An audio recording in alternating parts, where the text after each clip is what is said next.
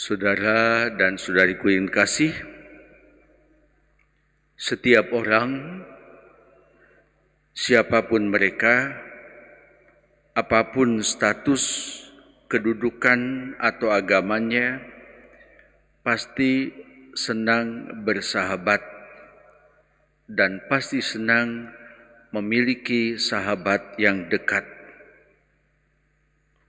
Namun, seringkali terjadi di dalam kenyataan hidup kita, dalam kenyataan hidup sehari-hari, ada orang yang mau bersahabat hanya dengan mereka yang sederajat saja.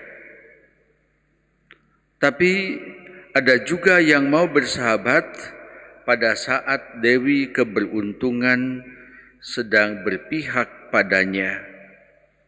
Dan setelah semuanya habis, maka ditinggalkannya dia. Maka persahabatan pun putus dan bubar. Kenyataan yang seperti ini seringkali amat sangat disayangkan, amat sangat menjadikan, bahkan mengecewakan. Namun, dalam kenyataan hidup kita sehari-hari ada cukup banyak hal ini terjadi.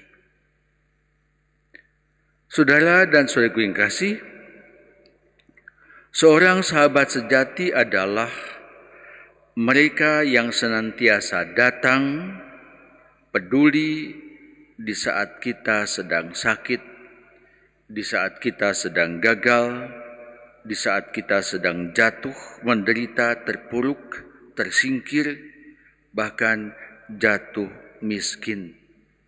Justru pada saat keadaan demikian, pada saat kita gagal, pada saat kita tidak punya apa-apa lagi, seorang sahabat sejati justru akan datang mengulurkan tangan kepadamu, menyertai dalam keadaanmu yang sungguh amat sangat tidak menguntungkan. Dia datang pada saat engkau menderita, pada saat engkau mengalami kesusahan, karena dia adalah sahabat sejati, menjadi teman dalam penderitaannya.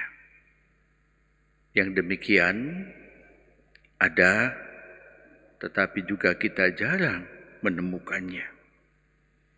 Padahal saudara dan saudariku yang kasih, kalau kita melihat dan kalau kita merefleksikan, dan kalau kita melihat di dalam hati yang dalam dan berbagai macam pengalaman dari saudara dan saudari kita yang mau menjadi sahabat sejati bagi yang menderita, mereka sungguh merasa bahagia.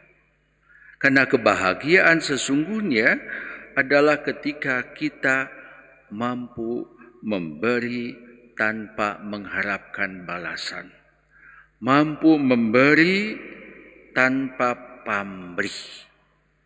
Nah, untuk memberi tanpa pamrih ini ternyata juga tidak mudah. Ya. Seseorang dapat memberi tanpa pamrih, seseorang dapat memberi tanpa mengharapkan balasan, dibutuhkan juga satu sikap lain, yaitu kerendahan hati. Apa itu sikap rendah hati? Nah, sikap rendah hati itu terlahir dari hati dan tindakan yang bersih, tindakan yang mendahulukan orang lain, ya. Membiarkan orang lain lebih dahulu, membiarkan orang lain berada di tempat yang tinggi, di depan. Nah, sikap rendah hati menunjukkan penghargaan terhadap orang lain. Saya menghargai engkau, silakan di depan. Saya menghargai engkau, silakan ambil tempat yang paling baik. Saya menghargai engkau, silakan ambil ini bagimu.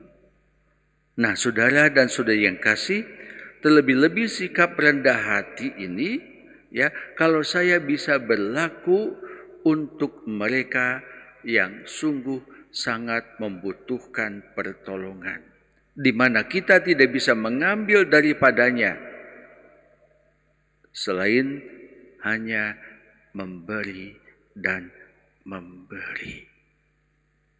Saudara dan saudaraku yang kasih, dalam hal ini Yesus sosok pribadi yang penuh persahabatan, yang layak kita contoh.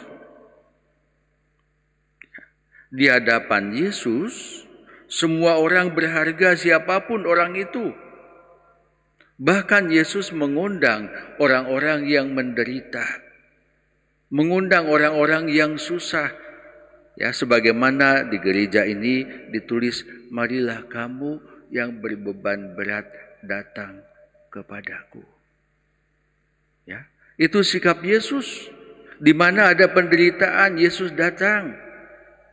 Mungkin seringkali beda dengan kebanyakan orang, di mana ada penderitaan, ya, bahkan menjauh. Di mana ada tetangga, saudara dan saudari kita yang susah, bukan mendekati, bukan menghampiri untuk menolongnya, tetapi malah sebaliknya, malah menjauh. Saudara dan saudari yang kasih, dalam hal ini Yesus memberi contoh pengajaran dan juga memberi contoh teladan dengan perbuatannya, yaitu sikap rendah hati di hadapan orang lain, dan juga memberi tanpa pamrih kepada siapapun. Sebab Yesus sangat mengerti kalau memberi kepada orang yang justru tidak bisa berbuat apa-apa, amat sangat berharga. Dan hal itu juga Yesus mohon kepada kita sekalian. Yesus menuntut dari kita sekalian untuk bertindak demikian.